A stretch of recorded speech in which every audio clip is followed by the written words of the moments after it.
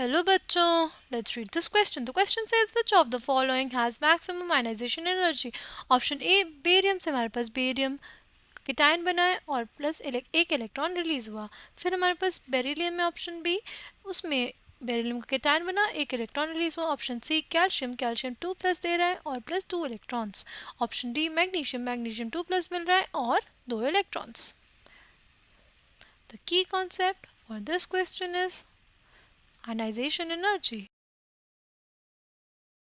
Ionization energy basically हमारे पास वो energy होती है which is required to remove an electron, loosely bound electron from outermost orbit of a isolated gaseous atom. किसी भी isolated gaseous atom के outermost orbit से जो लूजली बाउंड इलेक्ट्रॉन है उसको निकालने के लिए जो एनर्जी हमें देनी पड़ती है उसी एनर्जी को हम लोग कहते हैं आयनाइजेशन एनर्जी।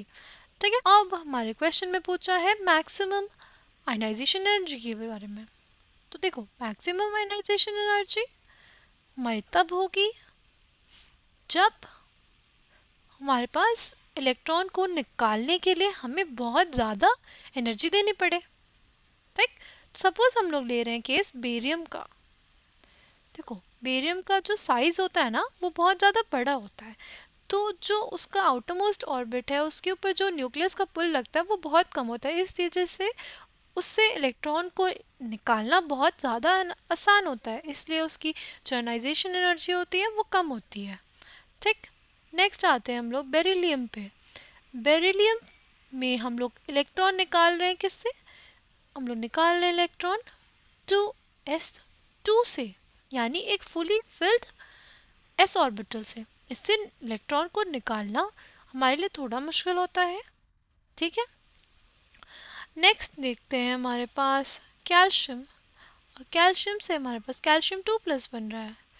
ठीक है, तो कैल्शियम से कैल्शियम 2 प्लस बन रहा है, वो बेसिकली पहले कैल्शियम से कैल्शियम प्लस बना होगा और फिर कैल्शियम प्लस से कैल्शियम 2 प्लस। तो कैल्शियम से कैल्शियम प्लस बनने में थोड़ी कम एनर्जी लगती है as compare to calcium plus से कैल्शियम 2 प्लस बनने में, क्योंकि हमारे पास जो हमारे पास केटायन फॉर्म हो गया, तो केटायन से इलेक्ट्रॉन को निकालना बहुत ज़्यादा मुश्किल हो जाता है। इस वजह से कैल्शियम से कैल्शियम 2 प्लस की जो एनर्जी होगी वो कंपैरेटिवली ज़्यादा हो जाएगी हमारी जो बेरिलियम से बेरिलियम प्लस बन रहा था उसकी एनर्जी से। ठीक, फिर हमारे पास है लास्ट मैग्नीशियम से मैग्नीशियम 2 प्लस। तो अगर मैग्नीशियम से मैग्नीशियम 2 प्लस की बात करें तो वो भी फॉर्म्ड हुआ होगा वाया हमारा मैग्नीशियम प्लस से। तो मैग्नीशियम से मैग्नीशियम प्लस बनने में तो उतनी एनर्जी नहीं लगी, बट मैग्नीशियम प्लस से मैग्नीशियम 2 प्लस बनने में बहुत ज़्यादा एनर्जी लगती है, बिकॉज हम एक पॉजिटिवली चार्ज आयन से हम लोग इलेक्ट्रॉन निकाल रहे हैं। ठीक है, क्योंकि देखो पॉजिटिवली चार्ज आयन्स होगा उसके ऊपर जो न्यूक्लियस का पुल लगता है वो और ज़्यादा लगता है, क्योंकि यहाँ पे नंबर ऑफ प्रोटॉन्स हमारे ज़्यादा हो जाते हैं as compare to number of electrons. तो जो न्यूक्लियस का पुल लगता है वो बहुत ज़्यादा होता है, इस वजह से उससे इलेक्ट्रॉन को निकालना और ज़्यादा मुश्किल हो जाता है हमारे लिए।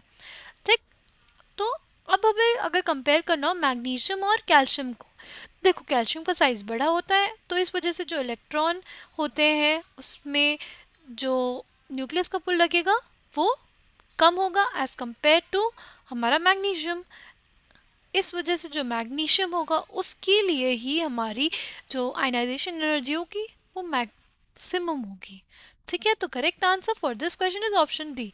मैग्नीशियम से मैग्नीशियम 2 प्लस के लिए जो एनर्जी हमारी होगी वो मैक्सिमम होगी। Maximum ionization energy will be required for conversion of magnesium to magnesium 2 plus. I hope you understood it well. Thank you and all the best.